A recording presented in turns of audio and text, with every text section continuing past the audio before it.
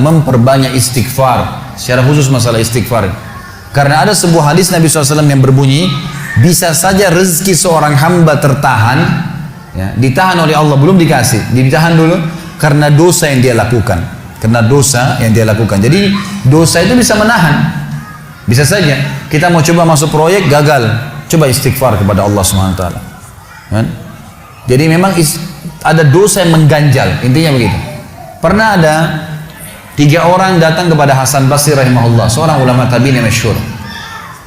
Datang 3 orang ini, dan Hasan Basri ini juga terkenal dengan kesolehannya. Kalau ngomong selalu surga, neraka, rahmat dan taubat dan azab. Itu saja berputar perkataannya Hasan Basri rahimahullah. Jadi orang sering datang ke rumahnya minta nasihat.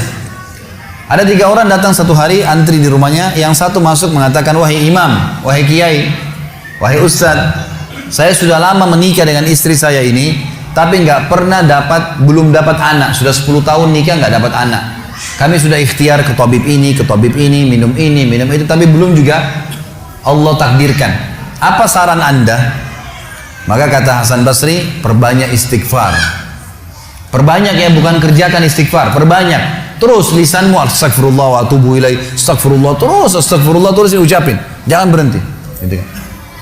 Maka kemudian keluar orang tersebut. Masuk orang kedua mengatakan, wahai imam, saya sudah lama kena penyakit di perut saya, sakit terus. Kalau sakit saya sampai nggak bisa tahan, rasanya pengen mati saja kena sakitnya. Sudah coba berobat ke sana sini nggak sembuh-sembuh. Apa saran anda? Kata Hasan Basri, perbanyak istighfar, perbanyak istighfar. Amalin, pulang. Datang orang ketiga mengatakan, wahai imam, saya sudah lama bekerja banting tulang. Mayoritas waktu saya sehari kerja keras, tapi saya tidak pernah kaya seperti fulan. Ditunjuk orang kaya di kota itu, di kota Basra, di Irak. Apa saran anda? Kata Hasan Basri, perbanyak istighfar. Pulanglah 3 orang ini. Lalu kemudian istri Hasan Basri bertanya, wahai suamiku, ketiga orang ini tadi butuh satu mungkin dikasih modal, mungkin satu ditunjukkan tabib yang tepat, mungkin obat. Kenapa anda cuma suruh istighfar saja? Kenapa enggak istighfar diikutin dengan yang lainnya? Dikasih modal, dikasih obat. Kata Hasan Basri, wahai istriku, tidakkah kau dengar kalau mereka sudah ikhtiar dan sekarang tinggal mereka terbuntu, tertutup di sebuah pintu yang mereka tidak tahu bagaimana jalan keluarnya. Maka saya mengingat firman Allah dalam surah Nuh. Surah Nuh ini surah nomor 71 ya. Ayatnya ayat 10 sampai ayat 12. Nabi Nuh alaihissalam berkata kepada kaumnya tentang istighfar. Surah Nuh surah nomor 71 ayat 10 sampai ayat 12. A'udzu billahi minasyaitonir rajim. Faqultu astaghfiru rabbakum innahu kana ghaffara. Yursilis samaa 'alaikum midrara wa yumdidkum bi amwalin wa banin wa yaj'al lakum jannatin wa yaj'al lakum anhara. Kata Nabi, kata Allah Subhanahu wa taala, Nuh berkata kepada kaumnya, istighfarlah, minta taubatlah kepada Tuhan kalian, sesungguhnya dia maha menerima taubat hamba-hambanya. Manfaatnya dia akan menurunkan untuk kalian dari langit midrara. Midrar kata para ulama tafsir bisa berarti hujan yang lebat, bisa berarti rezeki yang non-stop, terus dikasih sama Allah bertubi-tubi. Dan dengan istighfar Allah akan memperbanyak harta dan keturunan kalian, dan Allah akan jadikan kebun-kebun kalian lebat, dan Allah akan suburkan juga seluruh sungai-sungai kalian. Jadi di sini manfaat daripada istighfar.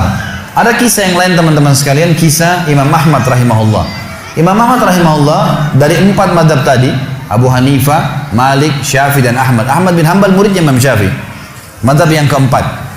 Imam Ahmad rahimahullah di akhir hidup beliau ulama besar hadis. Di akhir hidup beliau pernah terlintas di benaknya untuk mendatangi sebuah kota di Irak.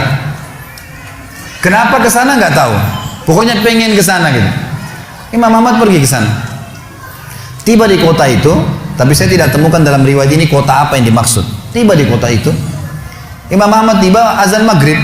Lihat masjid, ada satu masjid, masuk masjid itu sholat berjamaah. Orang nggak tahu dia, karena zaman dulu orang tidak ada foto, tidak tahu lihat bagaimana wajah siapa orang ini, nggak kenal. Habis sholat maghrib, Imam Ahmad duduk sedikit baca Al-Quran. Azan isya dia ikut sholat.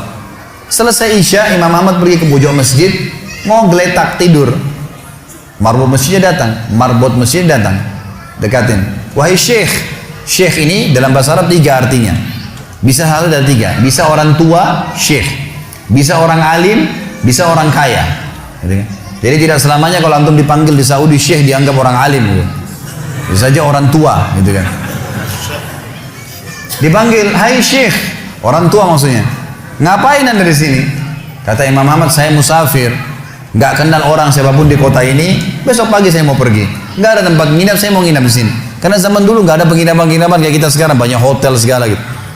Kata Marboja, nggak bisa, masjid nggak boleh tidur. Kata Imam Ahmad, saya didorong-dorong keluar dari masjid. Orang ini nggak tahu kalau ini Imam Ahmad, kalau tahu mungkin diundang ke rumahnya. Tapi ini Marbot, masya Allah, istiqamah ini gitu. Keluar dari masjid, ditutup pintu masjid sama dia. Imam Ahmad lihat orang yang sudah pergi, Imam Ahmad lihat ada teras masjid, tidur di teras masjid. Balik lagi Marbotnya. Wahai Syekh, ngapain sini? Musafir, mau tidur, nggak ada tempat nginap. Nggak bisa Syekh. Teras pun nggak boleh, peraturan.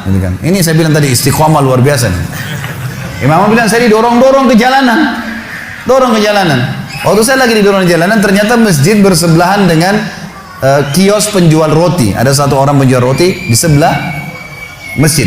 Lalu dia mengatakan, Syekh, dipanggil Imam Ahmad, silakan ke tempat saya. Imam Ahmad pun datang. Dia bilang, saya punya rumah tidak jauh dari sini, ini kios saya, ada ruangan tempat tidur saya. Silakan anda pakai nginap, besok anda mau pulang silakan. Kata Imam Ahmad menceritakan tentang keadaan dia dengan penjual roti ini. Dia bilang, ada satu perilaku penjual roti ini yang unik. Imam Ahmad tertarik dengan itu. Dia bilang, setiap kali orang ini pecahin telur, ngambil terigu, ngambil garam, itu sambil astagfirullah wa atubu ilaih, astagfirullah wa atubu ilaih. Terus lisannya nggak pernah berhenti nih, astagfirullah wa atubu ilaih, kecuali Imam Ahmad bilang, saya ajak ngomong atau dia bertanya pada saya. Kalau berhenti, istighfar lagi. Selalu begini. Kata Imam Ahmad, saya bertanya, sudah berapa lama kau amalkan nih? Orang itu bilang, sudah lama, dari saya masih bujang. Kebetulan orang ini sudah tua seumur sama Imam Ahmad, sudah mendekati 60 tahun lebih gitu. Baik, dia bilang, sudah lama, dari saya masih bujang. Kata Imam Ahmad, ma thamaratu istighfarik, apa manfaatnya istighfarmu? Apa yang kau dapatkan dengan istighfar yang sebanyak ini?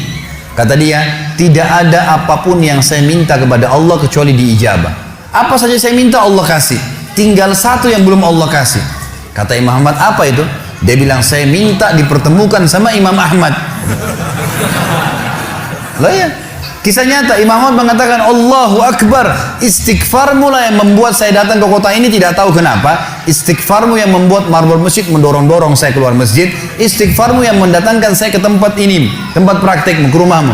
Karena saya adalah Ahmad bin Hanbal. Saya adalah Ahmad ibn Hanbal.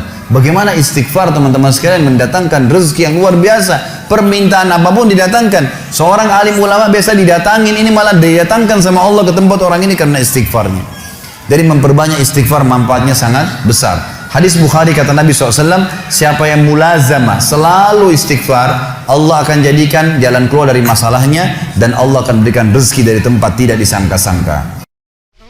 جاب خواطرنا حلم يطويه تخرجنا أيام الجد قضيناها وهنا الإنجاز يسامرنا فرح قد جاب خواطرنا حلم يطويه تخرجنا أيام